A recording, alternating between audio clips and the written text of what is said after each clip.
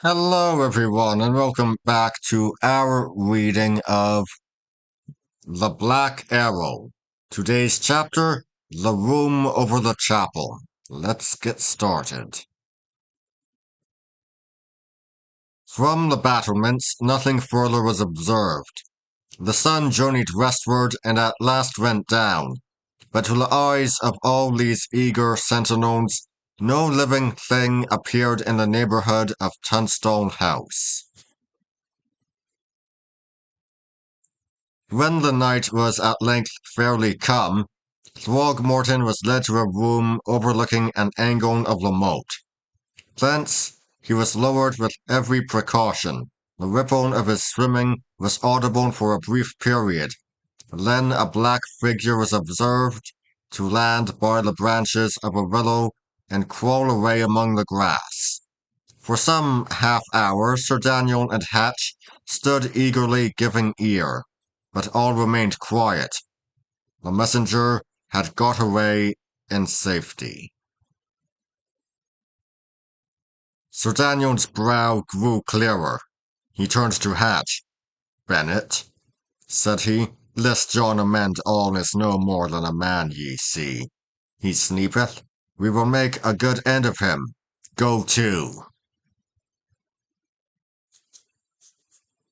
All the afternoon and evening Dick had been ordered hither and thither, one command following another, till he was bewildered with the number and the hurry of commissions. All that time he had seen no more of Sir Oliver and nothing of Matcham, and yet both the priest and the young lad ran continually in his mind. It was now his chief purpose to escape from Tunstone Moat House as speedily as might be, and yet, before he went, he desired a word with both of these. At length, with a lamp in one hand, he mounted to his new apartment. It was large, low, and somewhat dark. The window looked upon the moat, and although it was so high up it was heavily barred, the bed was luxurious, with one pillow of down and one of lavender, and a red coverlet worked in pattern of roses. All above the walls were cupboards, locked and padlocked, and concealed from view by hangings of dark-colored arras. Dick made the round, lifting the arras, sounding the panels, seeking vainly to open the cupboards. He assured himself that the door was strong and the bolt solid. Then he set down his lamp upon a bracket and once more looked all around. For what reason had he been given this chamber? It was larger and finer than his own. Could it conceal a snare? Was there a secret entrance? Was it indeed haunted? His blood ran a little chilly in his veins. Immediately over him, the heavy foot of a sentry trod the leads. Below him, he knew, was the arched roof of the chapel, and next to the chapel was the hall. Certainly there was a secret passage in the hall. The eye that had watched him from the arras gave him proof of that. Was it not more than probable that the passage extended to the chapel, and if so, that it had an opening in his room? To sleep in such a place, he felt, would be foolhardy. He made his weapons ready and took his position in a corner of the room behind the door. If ill was intended, he would sell his life dear. The sound of many feet, the challenge, and the password sounded overhead along the battlements. The watch was being changed. And just then there came a scratching at the door of the chamber. It grew a little louder, then a whisper. "Dick, Dick, it is I." Dick ran to the door, drew a bolt, and admitted Matcham. He was very pale and carried a lamp in one hand and a drawn dagger in the other. Shut me the door, he whispered. Swift, Dick. This house is full of spies. I hear their feet follow me in the corridors. I hear them breathe behind the arras. Well, contents you, returned Dick. It is closed. We are safe for this while, if there be safety anywhere within these walls. But my heart is glad to see you. By the mast, lad, I thought you were sped. Where hid ye? It matters not, returned Matcham. Since we be met, it matters not. But, Dick, are your eyes open? Have they told you of tomorrow's doings? Not they, replied Dick. What make they of tomorrow? Tomorrow or tonight I know not, said the other. But one time or other, Dick, they do attend upon your life. I had the proof of it. I heard them whisper. Nay, they as good as told me. Aye, returned Dick. Is it so? I had thought as much. And he told him the day's occurrences at length. When it was done, Matcham arose and began in turn to examine the apartment. No, he said, there is no entrance visible. It is a pure certainty there is one. Dick, I won't stay by you, and you are to die. I won't die with you. And I can help. Look, I have stolen a dagger. I will do my best. And meanwhile, and ye know of any issue, any sally port we could get opened, or any window that we might descend by, I won't most joyfully face any jeopardy to flee with you.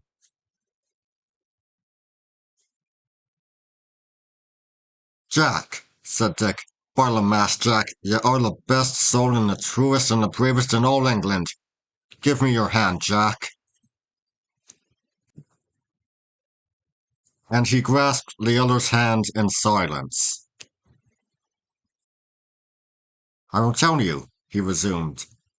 There was a window out of which the messenger descended. The rope should still be in the chamber. 'Tis a hope. Hist, said Matcham. Both gave ear. There was a sound below the floor. Then it paused, and then began again. Someone walketh in the room below, whispered Matcham. Nay, returned Dick, there is no room below. We are above the chapel. It is my murderer, in the secret passage. Well, let him come. I shall go hard with him. And he ground his teeth. Blow me the lights out, said the other. Perchance he won't betray himself. They blew out both the lamps and lay still as death. The footfalls underneath were very soft, but they were clearly audible. Several times they came and went, and then there was a loud jar of a key turning in a lock, followed by a considerable silence. Presently the steps began again, and then all of a sudden a chink of light appeared in the planking of the room in a far corner. It widened, a trap door was being opened, letting in a gush of light. They could see the strong hand pushing it up, and Dick raised his crossbow, waiting for the head to follow. But now there came an interruption. From a distant corner of the moat house, shouts began to be heard, and first one voice, and then several, crying aloud upon a name. This noise had plainly disconcerted the murderer, for the trap door was silently lowered to its place, and the steps hurriedly returned passed once more close below the lads, and died away in the distance. Here was a moment's respite. Dick breathed deep, and then, and not till then, he gave ear to the disturbance which had interrupted the attack, and which was now rather increasing than diminishing. All about the moat house, feet were running, doors were opening and slamming, and still the voice of Sir Daniel towered above all this bustle, shouting for Joanna. Joanna, repeated Dick. Why, who the Moraine should this be? Here is no Joanna, nor ever hath been. What meaneth it? Matcham was silent. He seemed to have drawn further away, but only a little faint starlight entered by the window, and at the far end of the apartment, where the pair were, the darkness was complete. Jack, said Dick, I wot not where ye were all day. Saw ye this Joanna? Nay, returned Matcham, I saw her not. Nor heard tell of her, he pursued.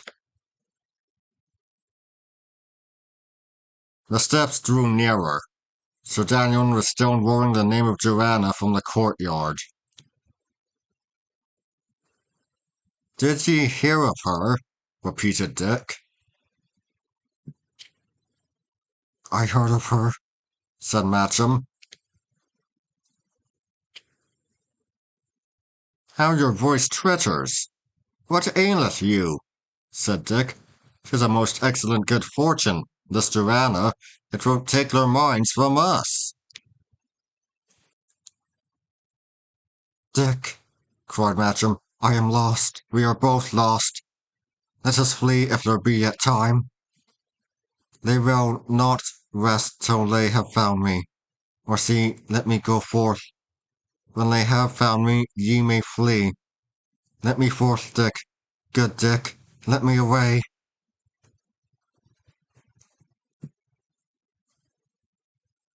She was groping for the bolt, when Dick at last comprehended. By the mass, he cried, ye are no Jack, ye are Joanna Sedley, ye are the maid that would not marry me. The girl paused and stood silent and motionless. Dick, too, was silent for a little while. Then he spoke again. Joanna, he said, you have saved my life and I have saved yours. We have seen blood flow and been friends and enemies, and I took my belt to thrash you. And all that time I thought ye were a boy. But now death has me and my time's out. And before I die, I must say this. Ye are the best maid and the bravest under heaven. And if only I could live, I would marry you, blithely, and live or die I love you. She answered nothing. Come, he said, speak up, Jack. Come be a good maid, and say ye love me. Why, Dick, she cried, would I be here?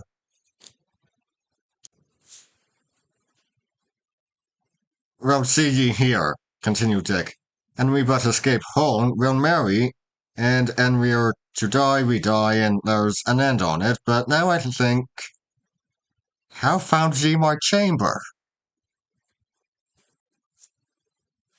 I asked it of Dame Hatch, she answered. Well, the dame's staunch, he answered. She'll not tell upon you. We have time before us. And just then, as if to contradict his words, feet came down the corridor and a fist beat roughly on the door. "Here!" cried a voice. "Open, Master Dick! Open!" Dick neither moved nor answered. "It is all over," said the girl, and she put her arms about Dick's neck. One after another, men came trooping to the door. Then Sir Daniel arrived himself, and there was a sudden cessation of the noise. "Dick!" cried the knight, "be not a fool. The seven sleepers had been awake ere now. We know she is within there. Open then the door, man." Dick was silent again. "Down with it," said Sir Daniel, and immediately his followers pounced savagely upon the door with foot and fist.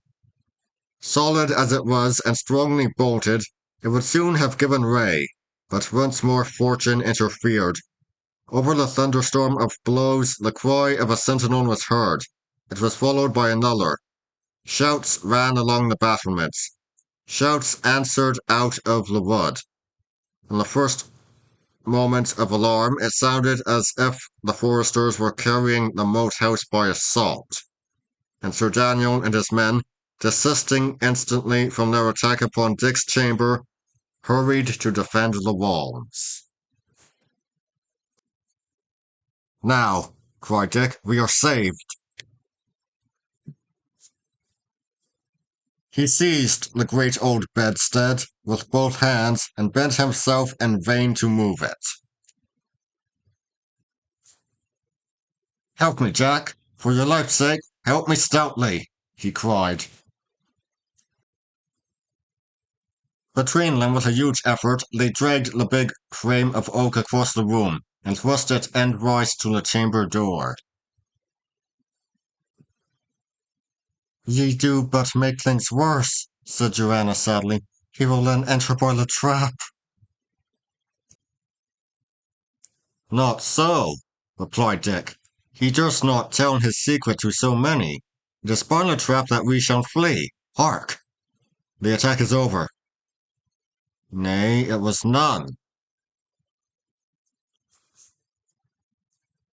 It had indeed been no attack. It was the arrival of another party of strugglers from the defeat of Risingham that had disturbed Sir Daniel. They had run the gauntlet under cover of the darkness. They had been admitted by the great gate, and now with a great stamping of hoofs and jingle of accoutrements and arms, they were dismounting in the court. "He will return anon," said Dick. "To the trap!" He lighted a lamp, and then went together into the corner of the room. The open chink, through which some light still glittered, was easily discovered, and taking a stout sword from his small armory, Dick thrust it deep into the seam and rayed strenuously on the hilt. The trap moved, gaped a little, and at length came widely open. Seizing it with their hands, the two young folk threw it back.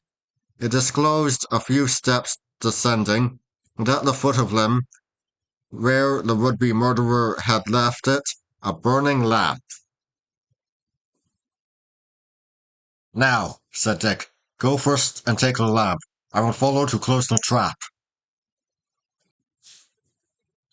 So they descended one after the other, and as Dick lowered the trap, the blows began once again to thunder on the panels of the door. And that would be all for today. Yes, if you figured it out long before, yes, that's why I was using a slightly more feminine sounding voice for Jack. Anyway, that's all for today. I'll see you all next time. See ya!